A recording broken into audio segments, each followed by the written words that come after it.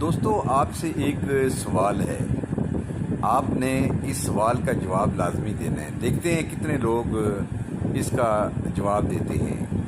اگر ایک بیوی کما رہی ہو، پرنسپل ہو، تعلیم کے شعبے سے وابستہ ہو، اچھے دنوں میں خاوند خوب اس کو عیاشی کراتا ہو، بھرپور طریقے سے سونے لے کے دیتا ہو، اگر خاوند پہ بحران آ جائے تو بیوی اگر یہ کہے کہ تم میری روٹی کے محتاج ہو، میں تجھے کپڑے لے کے دیتی ہوں، تم میرے کپڑوں کے محتاج ہو، یعنی گالیاں دینا، ڈیگریشن کرنا، ایسے موقع پہ آپ کے آگے ایک سوال رکھتے ہیں کہ اس موقع پہ کیا کرنا چاہیے؟ یعنی آپ اچھے لوگ ہیں، دیکھتے ہیں آپ سوال کا جواب دیتے ہیں کہ نہیں دیتے۔ Thank you.